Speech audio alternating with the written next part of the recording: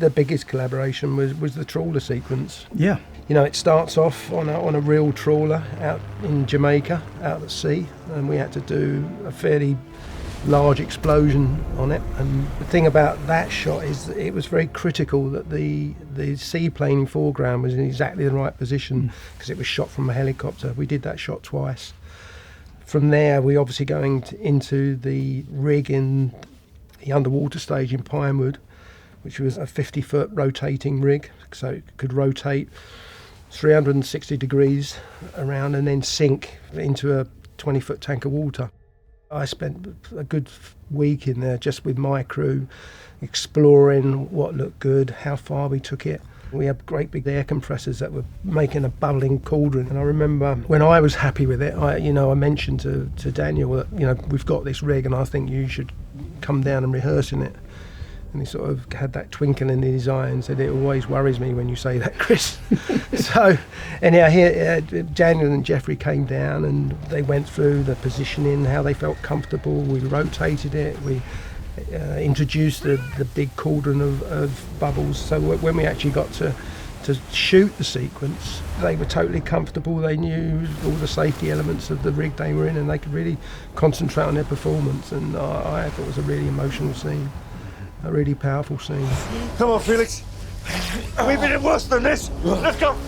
And then we handed over to Charlie, and I have to say, Charlie's work on the sinking trawler was done long after we finished principal photography. And when I saw it on the screen, I was convinced that Charlie had shot a miniature. It was that good. But I mean, maybe you can explain that, Charlie. I was blown away.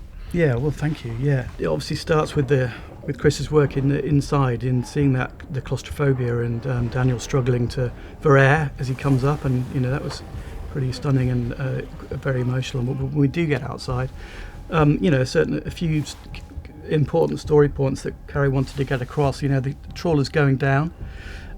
It's leaking oil, so we needed to see the oil coming out, and we had the real trawler out in Jamaica, and so we took the opportunity to scan it and texture it, and we built a really good CG model of it before we got into, during photography, basically. Having seen what was going on inside, how Chris was rolling the interior, we could then, modify our animation for the exterior.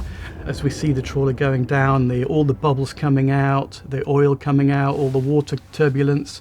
So this had been in gestation for quite a long time, this particular sequence. So we'd previewed it. Obviously, all that animation had been approved. We tweaked it a little bit later on, but it was all approved to give us time to get into all the complex simulations that we needed to undertake for, all these bubbles and, oil and everything else, and all the detritus that's floating up off the decks of the trawler as it's going down, the fishing nets, the buoys. So we see Daniel silhouetted against pockets of flames on the surface, and then correspondingly there's a shot that we did on the tank of Daniel coming up to camera as the trawler falls away from him. So it's a bit of a good mixture of the tank, the CG, Chris's interior, and then Daniel swimming in the tank as well, and then the all CG stuff of seeing the trawler going down and coming towards camera. It was a really amazing collaboration, I think, it's between the two of us, and really rewarding. Yeah, it's good. It's a really good sequence.